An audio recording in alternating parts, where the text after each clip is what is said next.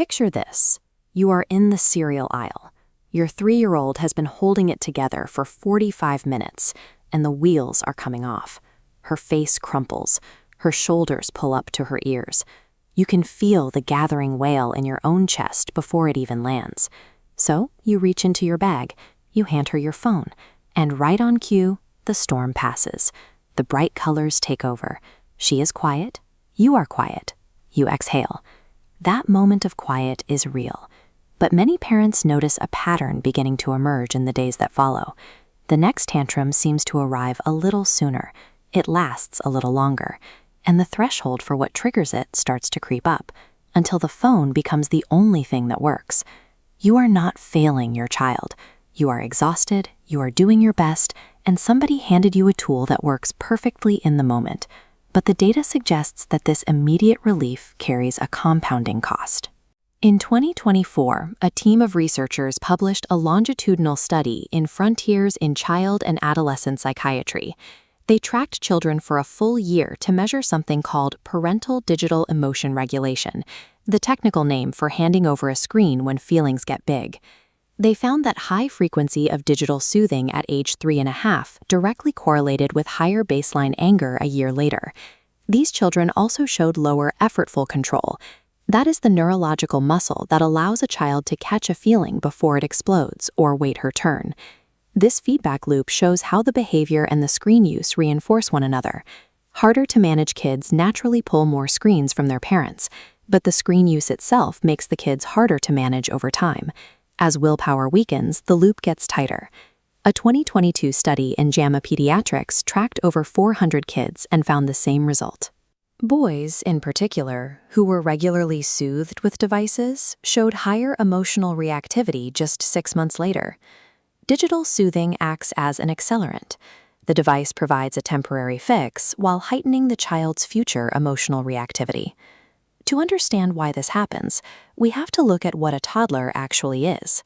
Their nervous system is a brand new instrument. When a child is in the middle of a tantrum, she is drowning in a wave of feeling that her own physical body does not yet know how to bring back to shore. This sine wave represents root A, the natural arc of an emotion. The child hits a peak, and then, with a calm parent beside her, she rides that feeling back to a baseline. This repetition builds the physical muscle of self-regulation. In root B, the wave is cut off at the peak. The rapid stimuli of the screen force the emotion underground, entirely bypassing the internal physical work of calming the body down. This highlighted area represents displacement. Every minute spent on a screen is a minute stolen from the practice a child needs to build emotional resilience. The screen takes the place of where the skill would have been built. Even if her face goes completely still, she is not regulated.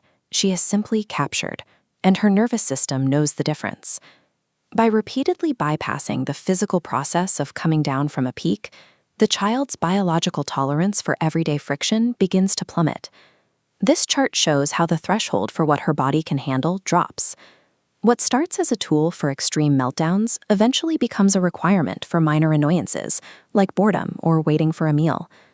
Now, when she melts down, she is experiencing the original unresolved frustration, plus a newly created biological craving for the screen itself. The digital tool shrinks her world. It rewires her nervous system to interpret everyday friction as unbearable without digital anesthesia. Changing this pattern requires a physical swap. You are trading the digital hijack for a physical body or a physical object. A study out of Finland found that play with real physical toys is the highest protector against screen-induced meltdowns. When a child builds a tower and it falls, she is rehearsing the entire arc of frustration and recovery in a low-stakes environment. When the wave hits, you can lean into 4 specific physical interventions. First, the sensory squeeze. Keep putty in your bag and squish your own piece at her eye level. Children co-regulate. If your hands move slowly and rhythmically, hers will start to mirror you. Second, deep pressure. A firm 20-second full-body hug activates the part of the nervous system that brings the heart rate back down.